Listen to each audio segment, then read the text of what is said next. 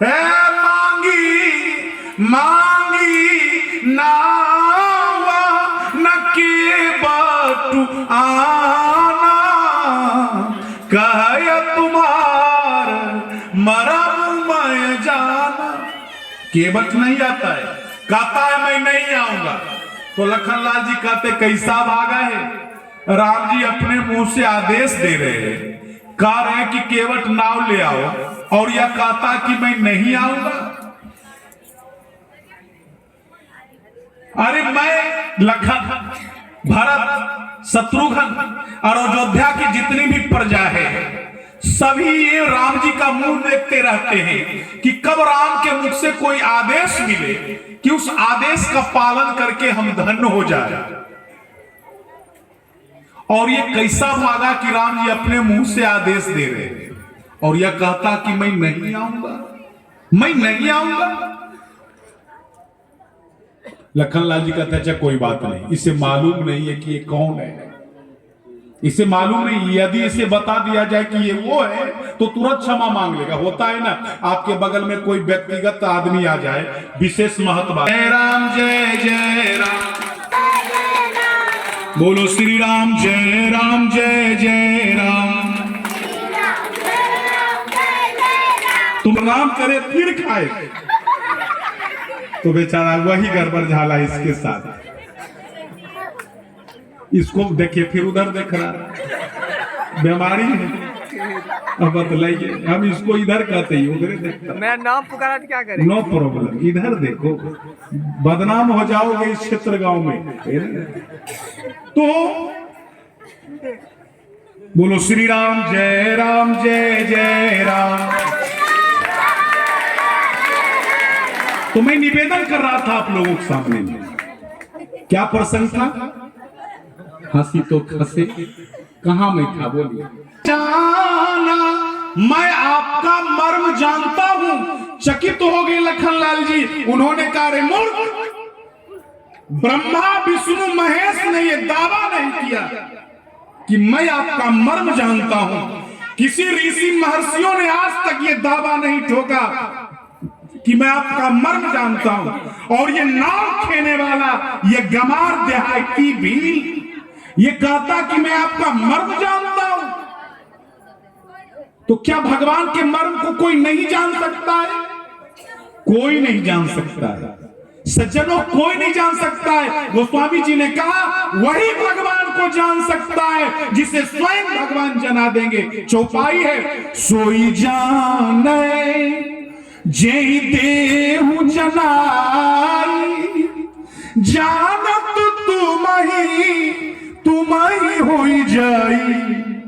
अरे भगवान को वही जान सकता है जिसे भगवान जना देंगे, और जो भगवान को जान लेगा ना वो भगवान के समान हो जाएगा, भगवान के सदृश हो जाएगा। वो केवट मूर्ख नहीं है। राम राज के नागरिक का जो लक्षण होना चाहिए ना, निर्भय। देखिए केवट निर्भय कितना है, राम जी से वार्तालाप करता, कोई डर नहीं है। लखनलाल जी धनुष बाण लेकर के खड़े। अरे जिस लखन के सामने परशुराम जैसा विजेता आतंकित हो उठा, उनके सामने केवट कितने निर्भयता से बात करता, कहता डरने मैं आपसे डरता नहीं। वो ज्ञानी भी है, वो कहता कि नहीं जानता हूं कि आत्मा अमर है, शरीर मरता है, इसलिए आपसे डरने की आवश्यकता नहीं। केवट कहता है परमात्मा, अरे आप भी जीव को पार उतारते हैं तो अपनी शर्तों पर उतारते हैं, इसलिए मेरे घाट पर यदि आ जाए हो तो मैं भी जैसा जैसा कहूं वैसा वैसा करना पड़ेगा। राम जी कहते बोलो ना क्या करना पड़ेगा? तो केवट कहता है चरण कमल, क्या भाव है केवट का। उसने कहा मैंने सुना है प्रभु कि आपका जो ये चरण है इसमें बहुत पावर है। पत्थर की शिला थी अहिल्या, उसमें आपने सटा दिया तो एक सुंदरी स्त्री बन गई। हे प्रभु मेरी जो नैया है ये तो काठ की है, पत्थर की नहीं। जब पत्थर स्त्री हो गई तो मेरी नौका क्या होगी? ये भी एक स्त्री हो जाएगी। चिंता है प्रभु कि मेरी नौका यदि मुक्त हो गई तो मैं क्या करूंगा, मैं तो बेरोजगार हो जाऊंगा ना। इसी नाव के प्रताप से चरण कमल राज कहूं सब कहई, मानुष कारणी मूरी कछुआई। प्रभु चरण कमल पखारने दीजिए, क्योंकि यदि मैं चरण कमल नहीं पखाड़ा ना और आपने स्पर्श कर दिया तो ये नाव भी स्त्री हो जाएगी और एक पत्नी का पेट में ठीक से भरण पोषण नहीं कर पाता हूं तो डबल स्त्री हो जाएगी। तो मैं कैसे दोनों को खिलाऊंगा पिलाऊंगा। प्रभु एक तो डबल स्त्री हो जाएगी और दूसरा कमाने का जाने का रास्ता भी खत्म हो जाएगा। इसलिए हे प्रभु मैं गरीब आदमी हूं, मुझे अपना चरण कमल पखारने दीजिए। तो राम जी लखन और सीता की ओर देखते। क्यों देखते हैं? मुस्कुराते देख करके। देखने के पीछे रहस्य क्या? रहस्य केवट ने क्या मर्म जाना था राम जी का, वो अंत में बतलाएगा कि मैंने आपका ये मर्म जाना। ये केवट भी राम जी से चरण मांग लिया। राम जी को तो दुइये को चरण है ना, तो एक का मालिक है लखन लाल जी, एक के मालिक है सीता माता। ये जो केवट गंगा के तट पर है ये भी कहता कि चरण चाहिए। तो राम जी इसीलिए देखते हैं सीता और लखन की ओर कि अब तुम दोनों फैसला करो कि कहां से अब आधा बांटना है, कोना बांटना है, कहां से देना, क्योंकि ये भी चरण पर जोर मार रहा है। तो इसीलिए देखते हैं सीता लखन की ओर कि भाई अब तुम दोनों फैसला करो। तो केवट कहता प्रभु इसी नाव से भरण पोषण मैं करता हूं परिवार का, चरण कमल पखारने दीजिए तो मैं आपको पार उतार दूंगा।